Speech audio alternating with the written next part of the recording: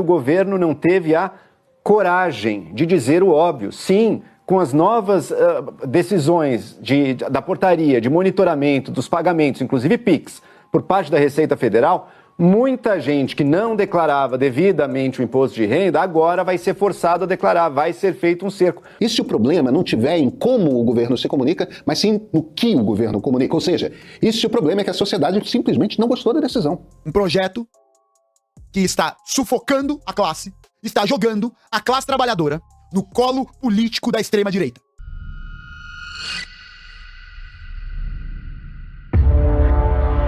Olá, polêmicos, tudo bem? Muro das Lamentações em Israel. Muro das Lamentações no Brasil. A esquerda entrou em parafuso com toda a polêmica do Pix, que na verdade era imposto no bumbum dos informais. E tá muito engraçado. Chama a Maju! Choro é livre. Na própria Globo, impressionantemente, tem gente que já caiu na real. Porque sabe que o povo já abriu o olho e se continuar insistindo na mentira, vai ser pior ainda. Um deles é o Joel Comuna da Fonseca, o esquerdinha que viu o estrago do governo tentando forçar a barra, fingindo que a fake news do Pix é o que fez o governo voltar atrás. Essa história toda foi um desastre para o governo, culminando agora nele voltando atrás, ou seja, era necessário ou não era? Se era necessário, por que está voltando atrás aí? Enfim, uma situação muito, muito ruim politicamente para o governo.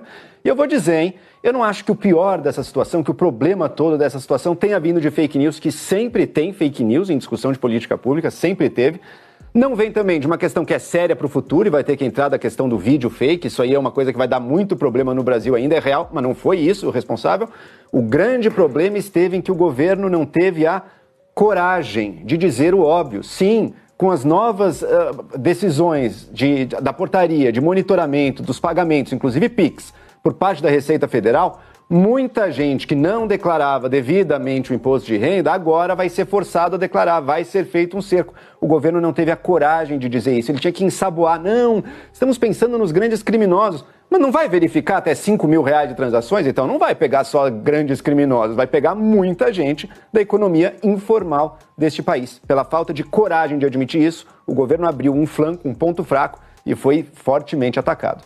A Júlia do Alibi também saiu da bolha da Globo e falou as verdades inconvenientes lá na emissora para todo mundo ver. O contrato de rescisão dela deve ser muito caro. É claro que teve fake news sobre o Pix, teve uma série de fake news sobre o Pix, principalmente essa de que haveria tributação, que você poderia ser taxado, tal, enfim.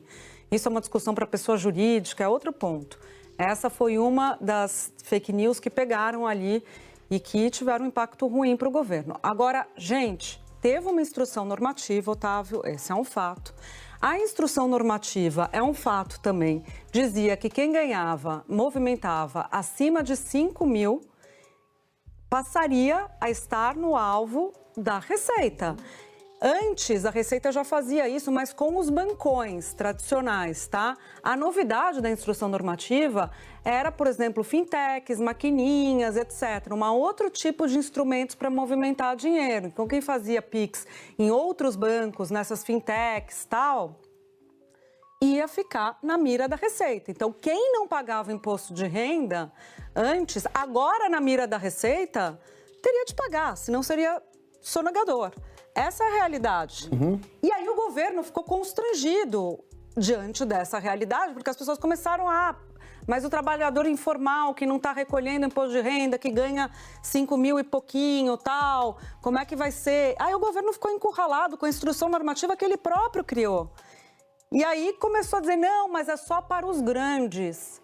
Mas se é só para os grandes, por que a instrução normativa falava em 5 mil de movimentação? Então, quer dizer, ali teve uma realidade que ajudou a colocar lenha na fogueira da fake news, mas teve uma realidade feita pelo governo que era para fechar o cerco em quem não pagava e movimentava acima de 5 mil, né?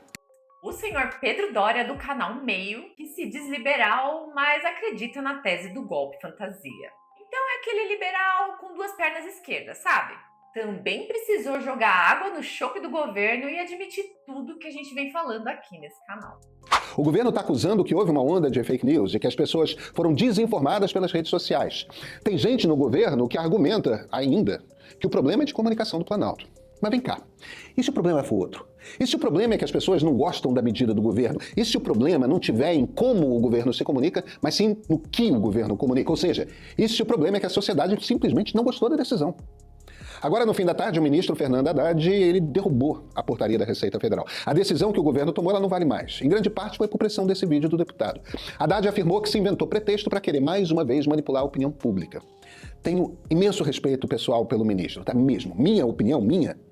Ele é um cara que luta duro para que dentro do governo haja responsabilidade fiscal. E que, para isso, ele não conta sequer com o apoio do presidente da República. Mas será verdade que a opinião pública foi realmente manipulada? Porque, olha, o vídeo do deputado é bom, tá? E já havia passado de 170 milhões de visualizações só no Instagram, que é a maior rede social do Brasil hoje. Maior do que o Face, maior do que o TikTok. Mas o que quer dizer esse número? Bem, se você passar por um vídeo e der só uma paradinha ali na rolagem para ver os primeiros segundos, isso já conta como uma visualização. Ainda assim, é uma quantidade abissal de vídeos. O próprio Nicolas, que é muito popular nas redes, não tem nenhum vídeo equivalente. Alguns estão acusando ele de ter comprado essa audiência. Pode até ter algum tipo de impulsionamento sim, mas não se compra tão fácil quanto mais barato uma audiência tão grande. O Brasil inteiro está falando desse vídeo. E por que ele está falando? Porque o vídeo é bom, é bem construído, é direto e deixa claro um ponto de vista. Vamos lá, o que ele diz, o que ele argumenta? Primeiro, ele diz que o objetivo do governo federal não é cobrar imposto do PIX, é ver o que gasta a classe média baixa para cobrar imposto de renda não declarado. Está falando do feirante, do motorista de Uber, de quem está na luta todo dia. Ele diz também que não duvida que o governo possa vir a cobrar imposto do PIX em algum momento. E lembra que o Planalto prometeu que não cobraria a taxa das blusinhas, mas que depois mudou de ideia. Quer dizer, o fato de que o governo está prometendo que não vai fazer nada agora não quer dizer que não possa vir a fazer depois. O deputado também compara a quebra de sigilo bancário que a Receita está promovendo com o povo brasileiro com o sigilo que é mantido do cartão corporativo do presidente e principalmente dos gastos da primeira-dama. Tem demagogia pacas aí, não é a mesma coisa. Primeiro porque o governo não está quebrando o sigilo bancário de ninguém. Quer saber só quem no todo movimenta mais que R$5.000 por mês nas plataformas diversas de pagamento. Ele não vai ser informado sobre quem pagou o que para quem. E podem sim haver razões para manter sob sigilo ao menos parte dos gastos feitos pela presidência da República. Mas não se engane, olhando assim até parece que ele não é tão de esquerda assim, né? Mas olha o que ele falava sobre os gastos do cartão corporativo do Biruliro. Sobre um cara que sabe viver.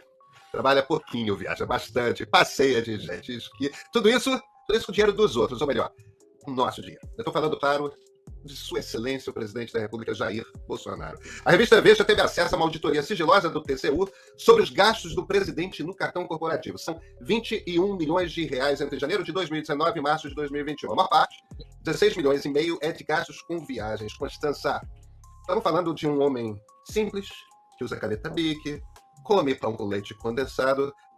Como diabos gasta tanto? Agora, indo um pouco mais à esquerda, temos o youtuber Gustavo Gaiofato, falei certo? Professor de história esquerdista ferrenho, vem tendo momentos de revolta no canal dele, vendo todas as lambanças do Janjo. E essa foi a pior lambança, segundo ele. O povo não é burro. Não adianta achar que o estelionato eleitoral que está sendo realizado agora vai conseguir segurar essa bronca, porque não vai. Não vai. Foda-se se o Lula, nos anos 80, era o messias do sindicalismo. Foda-se se no governo Lula 1 e Lula 2 tirou 500 bilhões de pessoas da pobreza. Foda-se, isso não importa. Não importa. Não importa. Porque o que está acontecendo agora, está acontecendo agora. Agora. O cenário de terra arrasada que a gente está vivendo, e é só o começo, é desalentador. Desalentador. O governo Lula não tem nada pra mostrar pra classe trabalhadora. Nada. Nada. Nada. Nada. Nada. Um projeto que está sufocando a classe, está jogando a classe trabalhadora no colo político da extrema-direita. A direita e a extrema-direita vão nadar de braçada. O resultado já se mostrou nas eleições de 2024. Já se mostrou. O campo progressista perdeu. Perdeu feio, perdeu de lavada, perdeu humilhado. E depois disso, o silêncio. E não interessa, não importa se o que o Nicolas, a direita ou a extrema-direita está dizendo é falso ou não é falso. Porque agora o estrago está feito. Agora o estrago está feito. Agora o estrago está feito. Simplesmente porque, mesmo que o Lula vá chamar a cadeia nacional de rádio e televisão, o que ele tem pra dizer? O que ele tem pra dizer? Palavras bonitas qualquer um diz. Gestão, eficiência, Brasil no caminho, reconstrução, união. O que de concreto existe nisso tudo? Em um Brasil que enfrenta uma informalidade do trabalho, consumidor de blusinha da China é taxado, em que a Receita Federal fica de olho no ambulante que ganha 5 mil reais, vai ser uma realidade? O que há pra dizer no meio disso tudo? O que tem pra ser dito? Cada um acredita na mentira que quiser acreditar. Se você aí é petista, fanático, alucinado, né, tá aí achando que faz o Hélio, o amor, não sei o que, tal, cara, não tem mais o que dizer. Não tem mais. Essa hegemonia que compõe o campo político da esquerda hoje é a hegemonia que vai jogar a classe trabalhadora no colo da direita e da extrema-direita. A nossa Lulete mais famosa do Brasil, Daniela Lima, segura as lágrimas para admitir a derrota cachapante do governo em toda essa história. Estranho, né? Ela é tão isenta. O Lula colhe uma derrota dupla, demonstra fragilidade e cansaço há 2 anos da eleição. Daniela, quem diz isso? Governo, aliados do governo, oposição e especialistas em marketing político. O que aconteceu? Ao baixar essa portaria e não comunicar com clareza, não querer comprar a briga, explicar de verdade, querer ter feito ali uma coisa meio no jeitinho, meio mambembe, será que ninguém vai perceber, ninguém vai falar? O governo abriu um flanco imenso para a oposição que sentiu o cheiro de sangue. Teve fake news? Teve. Mas teve também debate político, que o governo não se apresentou para fazer. E é importante dizer isso. Ao fim e ao cabo, o que o governo decidiu fazer ontem? Depois de não ter entrado na arena, ter tomado uma sova, um aliado do Lula me falou, foi 7-0, decidiu revogar a norma. Olha o que disse o presidente do PP, senador Ciro Nogueira, aqui para o Conexão. O recuo da forma como ele foi feito demonstrou uma fragilidade do governo como há muito tempo eu não via. Ciro Nogueira é um opositor do governo, mas é um pragmático. Segue ele. O problema para mim não é só de comunicação. O governo, como eu disse, nem se apresentou para fazer esse debate propriamente dito. É o Lula. Ele parece estar de saco cheio, sem apetite para governar. Tá blindado. O Ciro Nogueira usou a expressão, ele está numa redoma. Os problemas chegam na sala dele quando já é muito tarde para decidir. Vem os relatos de que o Lula ficou irritado e tal, o estrago já estava feito. E, de novo, o governo nem sequer se apresentou para defender a posição que a sua ala burocrática na Fazenda decidiu ali tomar. Ok, Daniela, e o que dizem os aliados do governo? Que a revogação, esse recuo, era a única saída, eu vou trazer aqui para vocês, no Ipsis Literis, o que disse um dos líderes, tá, da base do governo. O recuo foi o que restava. Quando o jogo já está 7-0, o que a torcida mais quer é que o juiz apite o final. Dito isso, qual é o saldo? É uma derrota dupla. Primeiro, o grande trunfo dessa agenda ficou para a oposição e a ala mais estridente da oposição. Um jovem deputado, o deputado mais votado do Brasil, Nicolas Ferreira, do PL de Minas Gerais, fez um vídeo, mais de 200 milhões de visualizações e atribuiu-se a este vídeo a decisão do governo de derrubar a norma. Nicolas, disse um líder da direita, não aparece hoje como pré-candidato em 2026 porque ele não tem idade.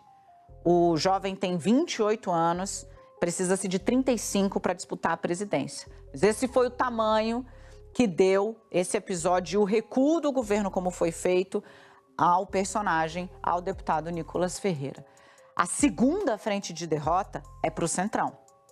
O Centrão já estava cobrando o governo a fazer uma reforma para além do que Lula vem sinalizando está disposto a fazer, dizendo exatamente que o governo está desconectado e o Congresso, gente, com esse episódio, vendo um governo que se ajoelhou para o que ele próprio está dizendo foi uma avalanche de mentiras, então estão governando por ele via mentira, fragilidade.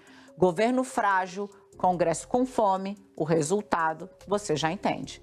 Mais espaço para o Centrão, que está com a faca e o queijo na mão num momento em que o Lula precisava mostrar mais força. Eu quase senti pena. Mentira, não senti zero pena. Pena eu tenho da gente que não votou no Janja e tá tendo que aguentar tudo isso. Pra finalizar com chave de ouro e deixar o seu final de semana com um gostinho de satisfação melhor ainda, temos a postagem do filho do mensaleiro petroleiro José Dirceu, Zeca Dirceu, absolutamente enfurecido com toda essa situação. Não me venham com bom dia, a situação é péssima. Acordei tão nervoso que meu café foi diferente. Joguei o pó na boca e toquei água quente pra dentro. Paciência zero, em especial com o nosso governo. Meu único alento é seguir na defesa da educação. O mais professor está on. Legal, né?